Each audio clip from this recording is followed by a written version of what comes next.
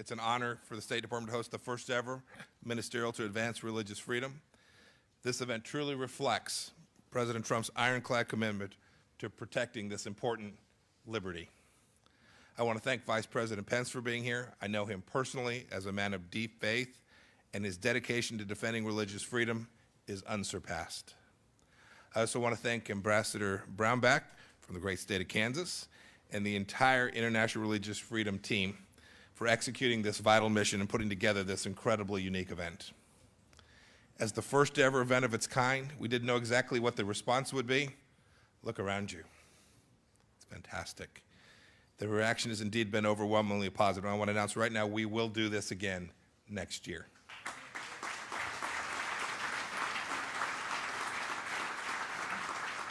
This year, more than 80 delegations, including dozens of minister-level representatives from around the world, are here today. Thank you for making this cause a priority in your country, and thank you for working with us.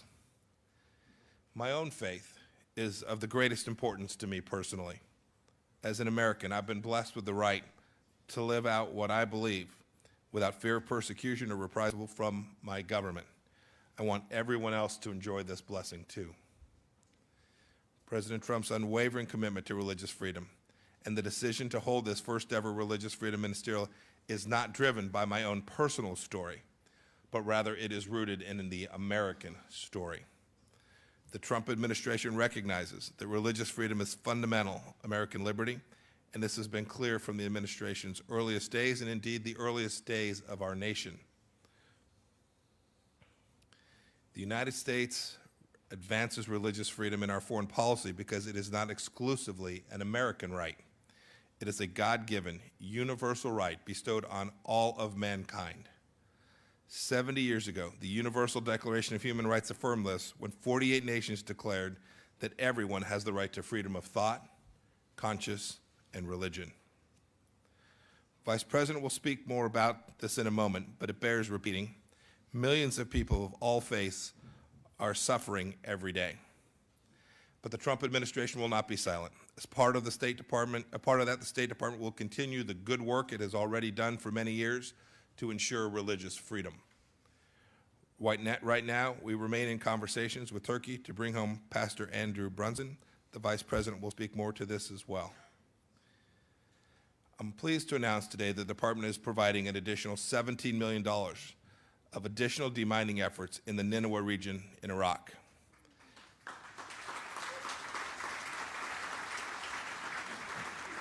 This is on top of the $90 million we have provided countrywide in this year alone. The additional funding will help us make more progress in clearing minds from areas with large population of religious minorities who were subject to ISIS genocide.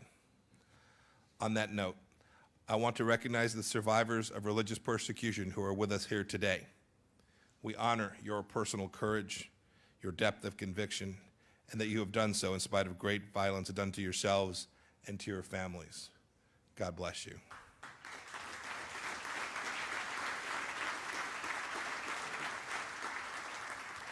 When religious freedom flourishes, a country flourishes. As one example today, we applaud the steps that Uzbekistan is taking towards a more free society. We have great confidence that a degree of religious freedom, greater than before, will have a positive ripple effect on their country, their society, and the region as well. We've seen this too in several Gulf countries. As the region has become an economic hub and attracted foreigners from many faiths, several governments have taken important steps. They've been wise to permit the construction of places of worship, like churches and temples, thus becoming an even more attractive destination for international investment. The State Department's done a few other things, and so has the United States government. We've created a new international visitor leadership program to bring those working on the front lines of religious freedom issues from all around the world to the United States. It's a 10-day project, and it will focus on promoting religious pluralism and protecting the rights of religious minorities.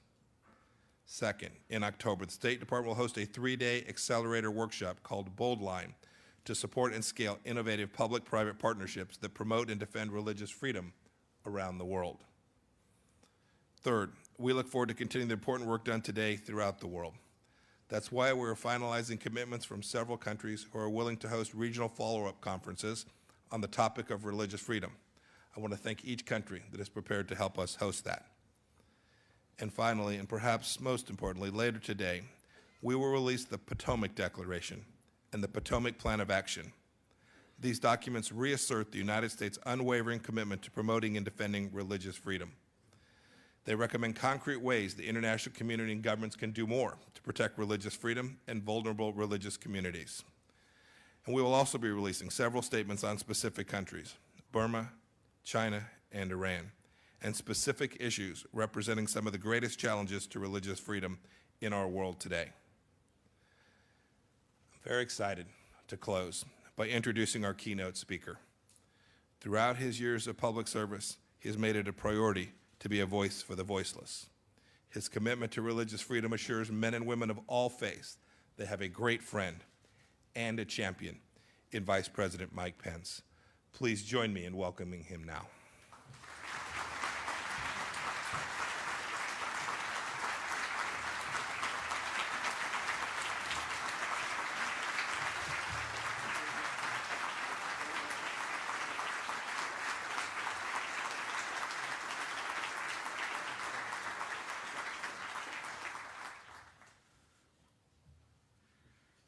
Thank you, Secretary Pompeo. To the Secretary, to Ambassador Brownback, to Administrator Green, Director Mulvaney, to the representatives of more than 80 nations gathered here, and especially to the survivors of religious persecution who honor us by their presence here today. It is my great honor to address this first ever and first annual ministerial to advance religious freedom.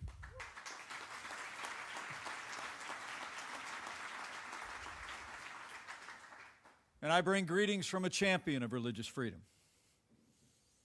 At home and abroad, I bring greetings this morning and gratitude for all the efforts represented here from the 45th President of the United States of America, President Donald Trump.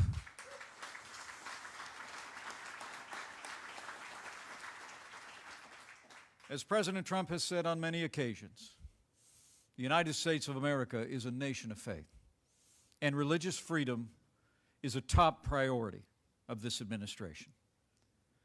Since the earliest days of our nation, America has stood for religious freedom. Our earliest settlers left their homes to set sail for a new world where they could practice their faith without fear of persecution. Our forebears carved protections for religion into the founding charters and their early laws. And after this great nation secured our independence, the American founders enshrined religious freedom as the first freedom in the Constitution of the United States. And America has always and will always lead the world by our example.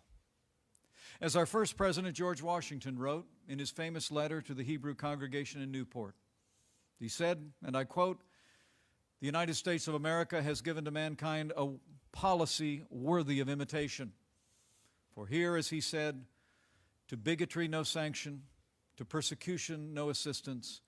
We require only that they who live under our protection should demean themselves as good citizens." And in the long history of this nation, religious freedom has been our first freedom. But as our founders knew, this precious liberty is endowed not by government, but by our Creator.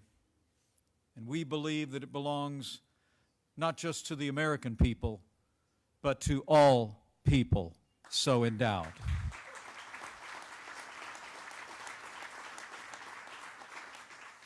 The right to believe or not believe is the most fundamental of freedoms. When religious liberty is denied or destroyed, we know that other freedoms, freedom of speech, of press, assembly, and even democratic institutions themselves are imperiled.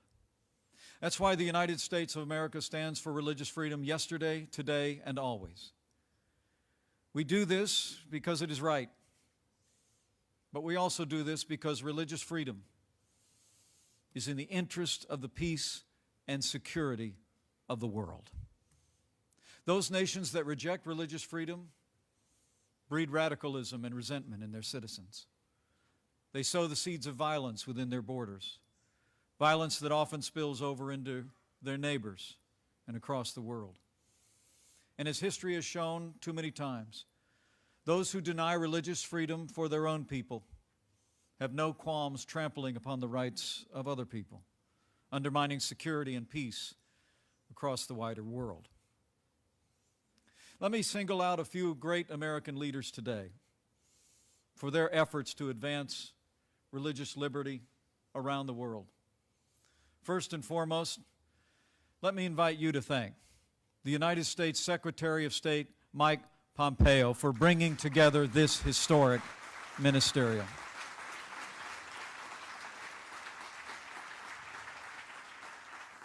By bringing together 80 nations, the Secretary of State put feet on President Trump's ambition to make religious liberty a priority of the United States on the world stage. Mr. Secretary, we are grateful. I also want to mention the extraordinary efforts and travels of the United States Ambassador at Large for International Religious Freedom, a lifelong champion of religious liberty, Sam Brownback. Thank you, Mr. Ambassador.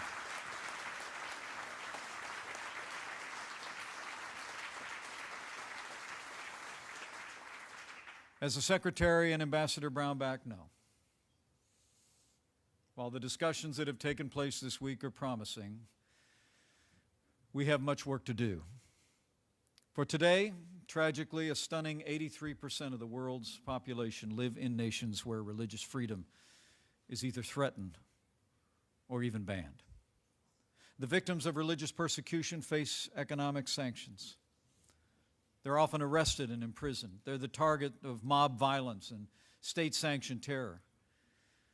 And all too often, those whose beliefs run counter to their rulers face not just persecution, but death.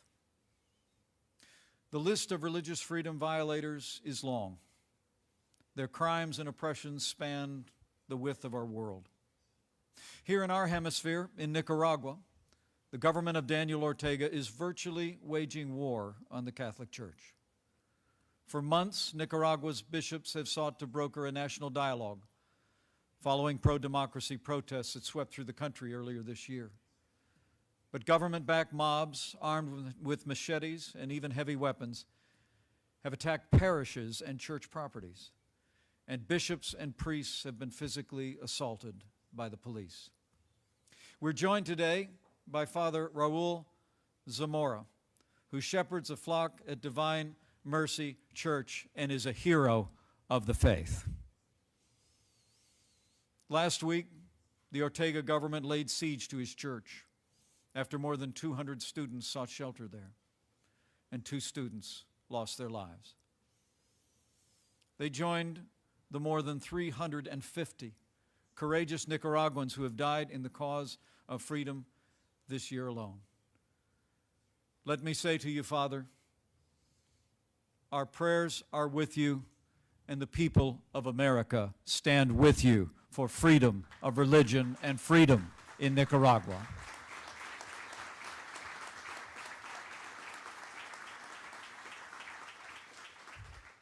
Farther from home, but close to our hearts, religious persecution is growing in both scope and scale in the world's most populous country, the People's Republic of China.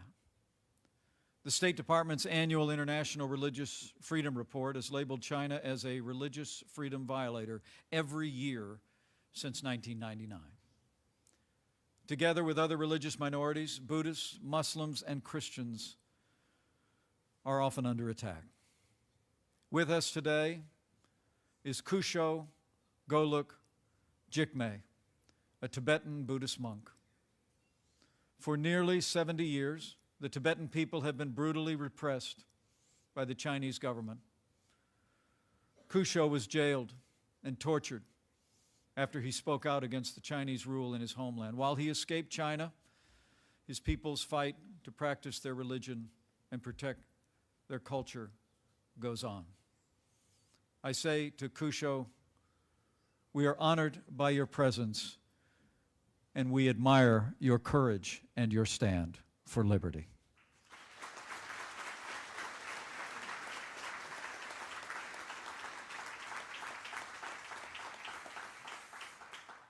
Sadly, as we speak as well, Beijing is holding hundreds of thousands and possibly millions of Uyghur Muslims in so-called re-education camps, where they're forced to endure around-the-clock political indoctrination to denounce their religious beliefs and their cultural identity as the goal. But for all of China's abuses, their neighbor in North Korea is much worse. While we all hope that relations between the United States and North Korea continue to improve, and we certainly hope that the threat posed by North Korea's nuclear and ballistic weapons program can be eliminated, there is no escaping the plain fact that North Korea's leadership has exacted unparalleled privation and cruelty upon its people for decades. Torture, mass starvation, public executions, murders, and even forced abortions, and industrial-scale slave labor have been the means by which that regime has retained hold on its power for more than 70 years. Today, as we gather at this ministerial, an estimated 130,000 North Koreans are imprisoned for life in unimaginably brutal slave labor camps. Contrasted with a thriving Christian community in South Korea, North Korea's persecution of Christians has no rival on the earth. It is unforgiving, systematic, unyielding, and often fatal. The mere possession of a Christian Bible is a capital offense, and those identified by the regime as Christians are regularly executed or condemned with their families to North Korea's gulags. That's what happened to Ji Hyung-ah, who is here with us, and who I had the honor to meet when I traveled to the region earlier this year. Hyung-ah was imprisoned and tortured simply for having a Bible that her mother had given her. And after a failed escape attempt, the North Korean authorities forced her to abort her unborn child. Hyung-ah was lucky enough to escape with her life. And we are honored to have you with us today. Your faith and your courage inspire us all.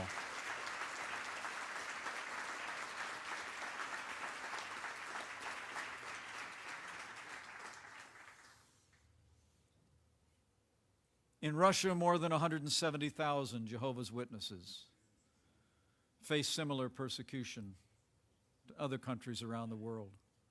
They're legally banned from practicing their faith. Government agents have seized Jehovah's Witnesses headquarters near St. Petersburg, raided their prayer halls across the country, and arrested and imprisoned scores of believers. And turning our attention to the leading state sponsor of terror, the Islamic Republic of Iran. We recognize that the Iranian people enjoy few, if any, freedoms, least of all the freedom of religion. Christians, Jews, Sunnis, Baha'is, and other minority religious groups are denied the most basic rights enjoyed by the Shia majority. And they are routinely fined, flogged, arrested, assaulted, and even killed. In 2016 alone, 20 Sunni Kurds were executed for the crime of allegedly waging war against God, simply for practicing their faith. And the people of the United States of America have a message to the long-suffering people of Iran. Even as we stand strong against the threats and malign actions of your leaders in Tehran, know that we are with you. We pray for you. And we urge you, the good people of Iran, to press on with courage in the cause of freedom and a peaceful future for your people.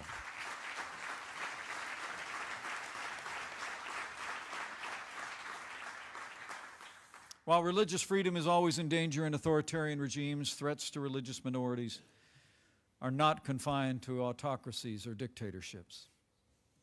They can and do arise in free societies as well, not from government persecution, but from prejudice and hatred. In Europe, where religious freedom was born as a principle and is enshrined in law, sadly, religious intolerance is on the rise in many quarters.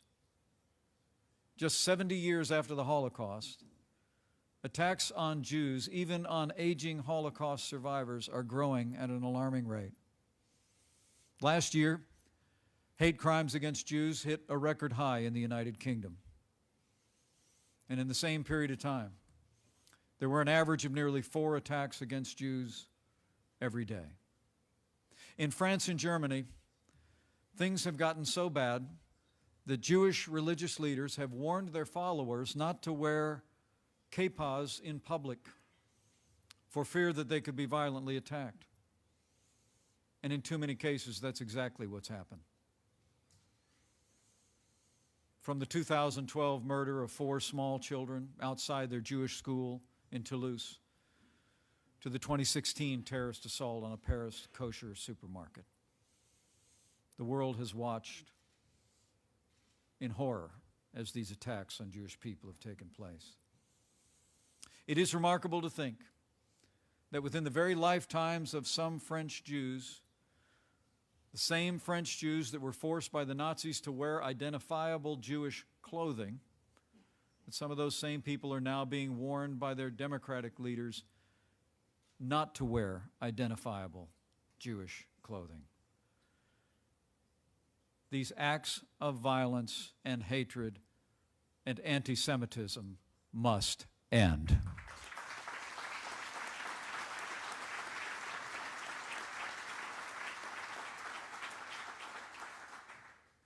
There are many more examples across the world. And while they're all deserving our attention, we must never forget the barbarism and the violence committed by the terrorists of ISIS and the magnitude of their acts. ISIS has shown a savagery unseen in the Middle East since the Middle Ages, and across the Middle East, Africa, Europe, and beyond. ISIS continues to seek to subjugate and eradicate all who would reject its apocalyptic mania. And believers of many backgrounds have suffered grievously at its hands, including Muslims, Christians, Druze, and many others. But perhaps no faith community was so cruelly targeted by ISIS as the Yazidis. Nadia Murad is with us today.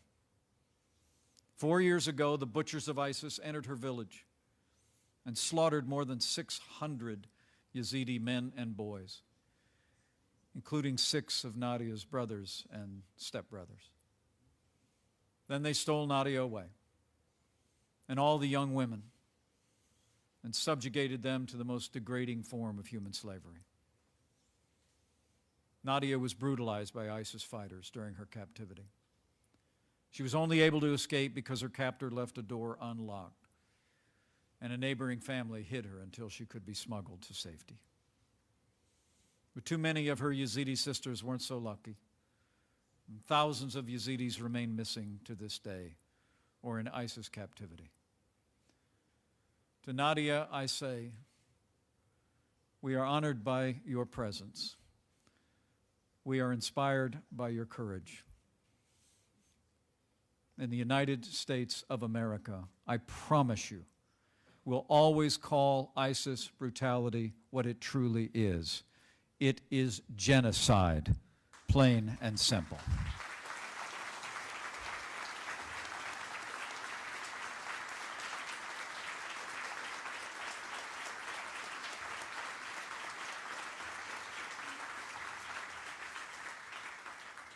Nadia, thank you for being with us and for your courage. The suffering of the Yazidi people and all the victims of ISIS has sickened the American people and mobilized this president and this administration to action.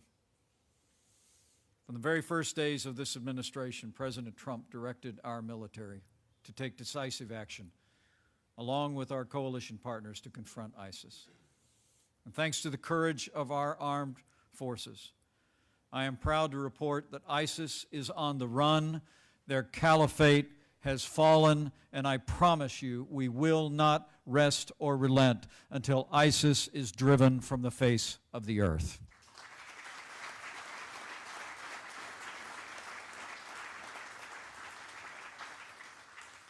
But victory in combat is only half the battle.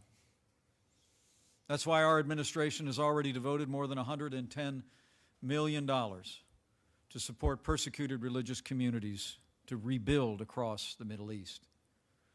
The United States is also committed to ensure that religious freedom and religious pluralism prosper across the Middle East as well. To that end, America is launching a new initiative that will not only deliver additional support to the most vulnerable communities, but we trust that it will also embolden civil society to help stop violence in the future. It's my privilege as Vice President to announce today that the United States of America will establish the Genocide Recovery and Persecution Response Program effective today.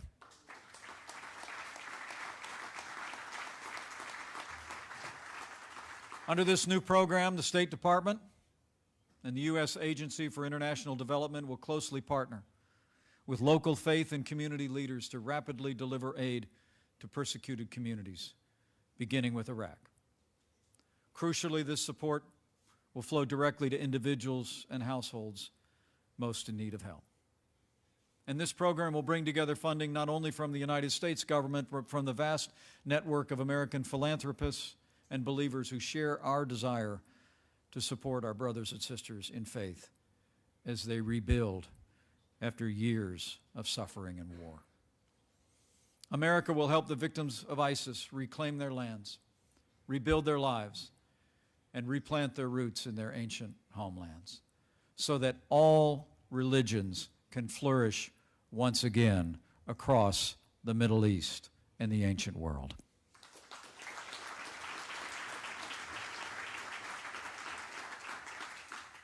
America will always stand for religious freedom, and we will always speak out boldly wherever and whenever it's threatened. To that end as well, the United States is also launching a new initiative to leverage our resources together with other nations to support those who fight for religious freedom and suffer from religious persecution. And today I'm also pleased as Vice President to announce that the United States will launch the new International Religious Freedom Fund.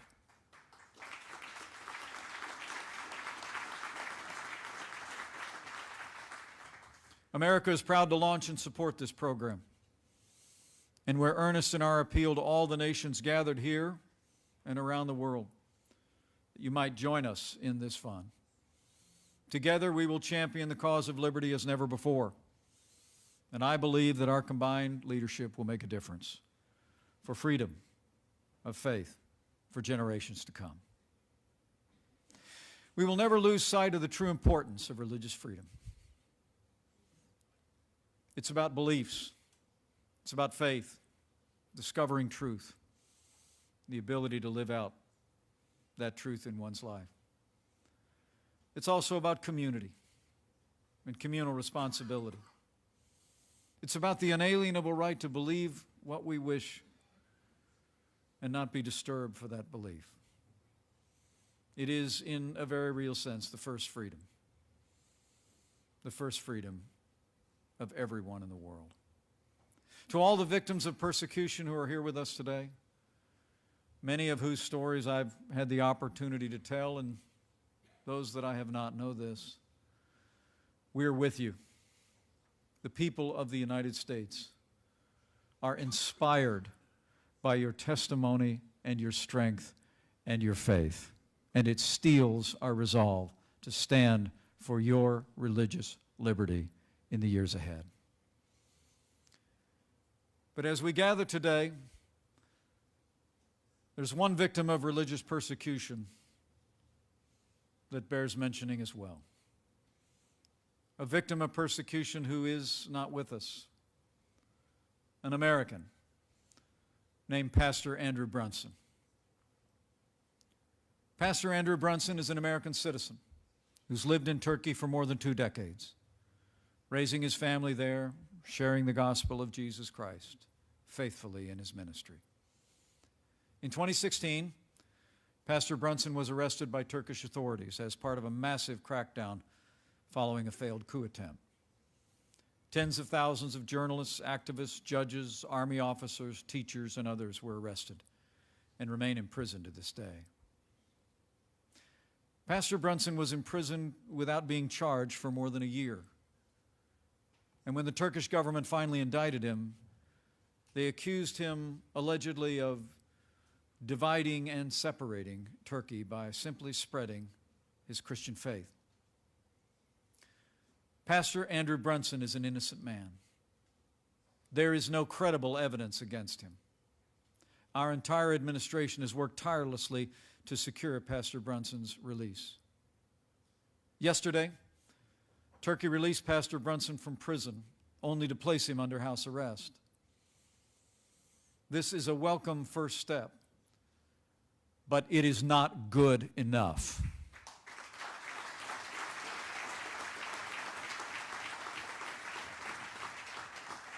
I spoke to Pastor Brunson and his wife Noreen yesterday. I know that his faith will sustain him, but it shouldn't have to. Pastor Andrew Brunson deserves to be free.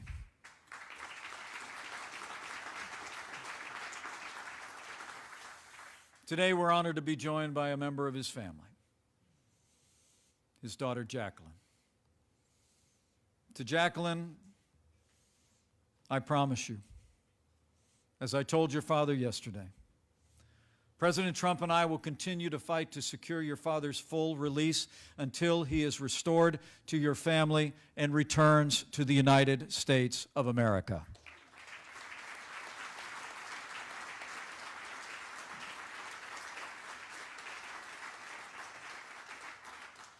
To believers across America, I say, pray for Pastor Brunson. While he is out of jail, he is still not free. And to President Erdogan and the Turkish government, I have a message on behalf of the President of the United States of America. Release Pastor Andrew Brunson now, or be prepared to face the consequences.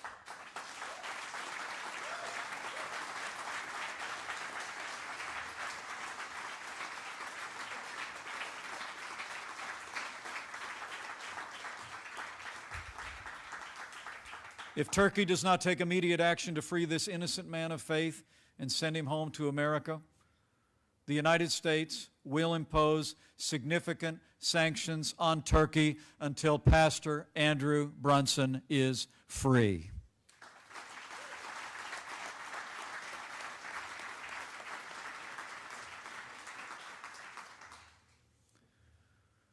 So thank you again for being here today. All of the distinguished Americans who are here, all the representatives of 80 countries, and these extraordinary and courageous men and women of faith who join us here to put a face on the reality of religious persecution in the world. We have discussed much here, and we know we have much work to do in the days ahead.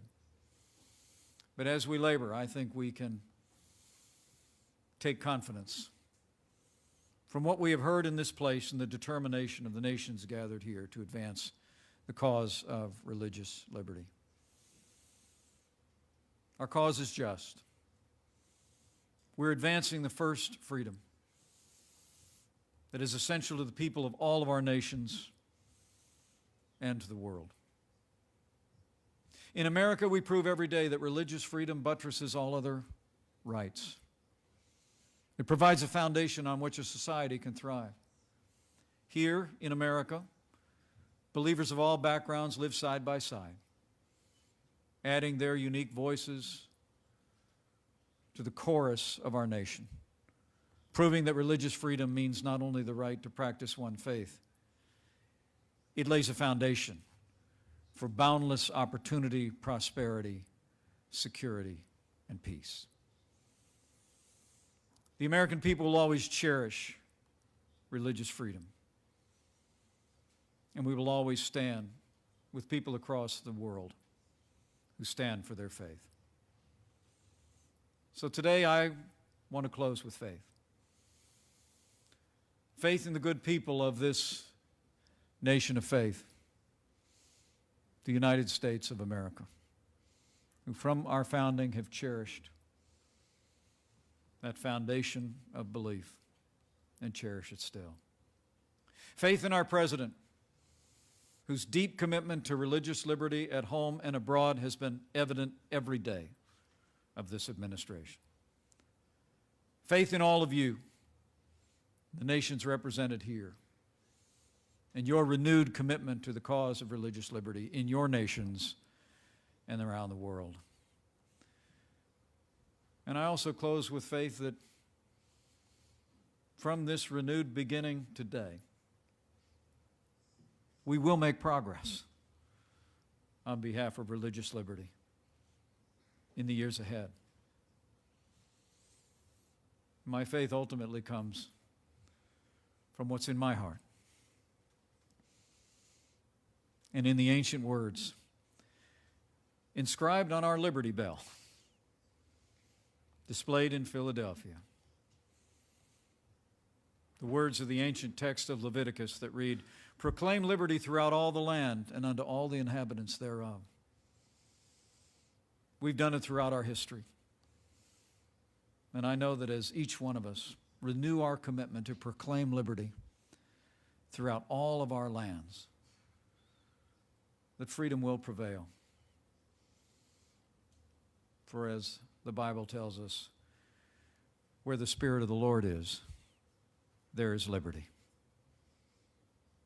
So freedom always wins when faith in Him is held high.